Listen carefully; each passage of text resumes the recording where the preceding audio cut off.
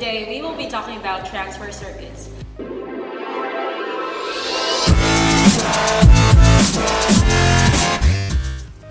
Firstly, let's define what data transmission is. Data transmission is the process of transferring data between two or more digital devices in the form of bits. For serial data transmission, this sends data bits one after the other over a single channel. And for parallel transmission, this sends multiple data bits over multiple channels simultaneously.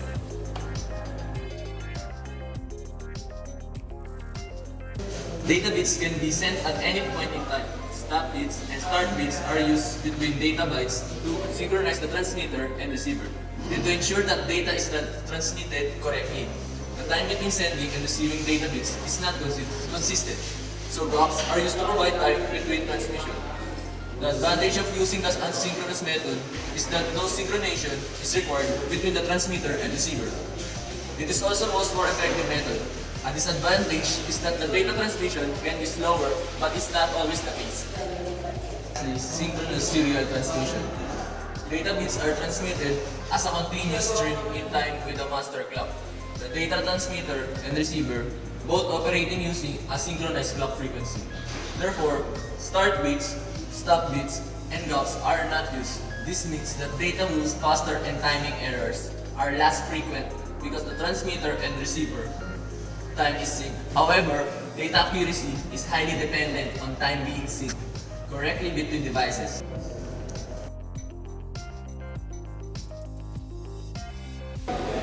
What is a shift register? A shift register is a type of a sequential logic circuit that consists of several data that can be used as a storage, and it can be used for a transfer of binary data. What are the types of shift register? First, serial in serial out shift register. Second, serial in parallel out shift register. And third, serial in serial out shift register. And last, parallel in parallel out shift register.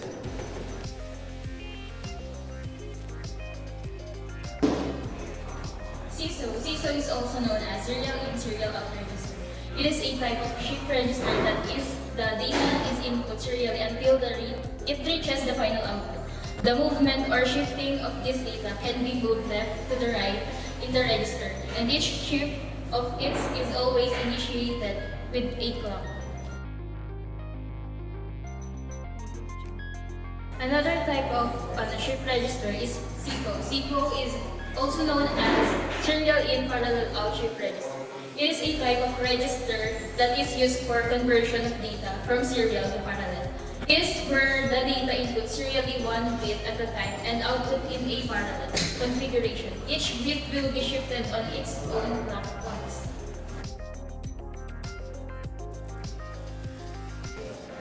Another type of shift register is also known as parallel in serial out shift register. This type of shift register receives the data input in parallel quantity. In every clock pulse, and the data is shifted and resumed to a serial output. The output is collected in serial at the output of the end flip-flop. Lastly is the parallel in parallel out shift register. This is the final mode of operation. This type of shift register serves or acts as a temporary storage device and gives a time delay to a device similar to the SISO. The data is connected to a parallel connection to the parallel input pins. There's only one clock pulse load and unloads this entire register. What is a flip-flop? A flip-flop or latch is a circuit that has two stable states and can be used to store state information.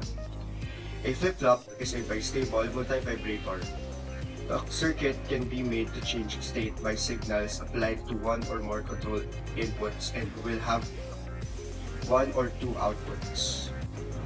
There are basically four types of flip-flops, and these are SR or set reset flip-flop or latch, JK flip-flop, D data or delay flip-flop, T toggle flip-flop.